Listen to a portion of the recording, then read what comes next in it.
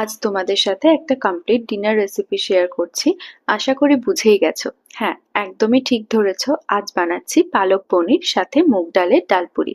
তো প্রথমেই পালং শাকগুলোকে ধুয়ে নিয়ে গরম জলে দিয়ে দিয়েছি। জল ফুটতে শুরু করলে মোটামুটি 3 মিনিট পর ভালো করে শাক থেকে জলটা ঝরিয়ে নিয়ে মিক্সির বাটিতে 4টে কাঁচা লঙ্কা দিয়ে একটা পেস্ট বানিয়ে নিলাম। কড়াই দিলাম 3 চামচ মতো রিফাইন তেল। তেল গরম হয়ে গেলে দিয়ে দিচ্ছি সামান্য জিরে আর বেশ কিছুটা রসুন কুচি।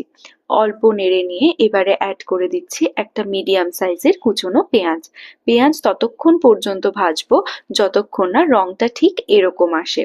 এবার দিয়ে দিলাম একটা কুচনো টমেটো। মিডিয়াম টু হাই আঁচে ভালো করে সবটা ভাজা হয়ে গেলে দিয়ে দিচ্ছি কিছু গুঁড়ো মশলা। নিয়েছি 1 টিস্পুন গরম মশলা, 1 টিস্পুন জিরে গুঁড়ো, হাফ টিস্পুন হলুদ আর স্বাদ মতো নুন। সব মশলাগুলো অ্যাড করে দিয়ে 1 থেকে 2 মিনিট নাড়িয়ে নেবার পর এবারে তৈরি করে রাখা পালং শাকের পেস্ট আর অল্প সামান্য জল অ্যাড করে ফ্লেম মিডিয়ামে রেখে খুব ভালো করে নেড়ে যেতে হবে। এরকম গাঢ় হয়ে এলে দিয়ে দিলাম 200 গ্রাম মতো কিউব করে কেটে রাখা পনির। খুব সাবধানে নাড়তে হবে, নইলে পনির কিন্তু ভেঙে যেতে পারে।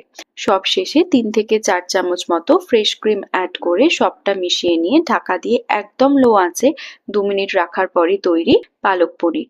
এদিকে ডালপুরি তৈরি করার জন্য নিয়েছি 1 কাপ মতো মুগ ডাল। ডালটা আমি 20 মিনিট মতো ধুয়ে নিয়ে ভিজিয়ে দিয়েছিলাম। এবার ডালটা মিক্সির বাটিতে দিয়ে একটা ফাইন পেস্ট বানিয়ে নিলাম। কোনো জল কিন্তু এখানে আমি অ্যাড করিনি।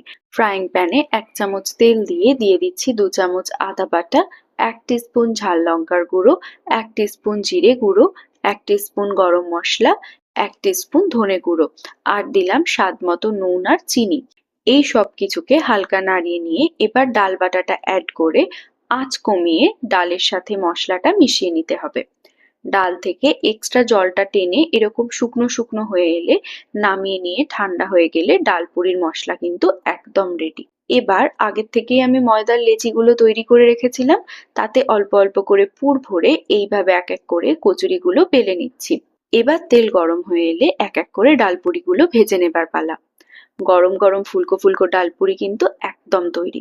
ঝটপট সব ডালপুরি ভাজা হয়ে গেলে গরম গরম ডালপুরি আর তার সাথে পালক পনির থাকলে ডিনারটা কিন্তু জাস্ট জমে যায়।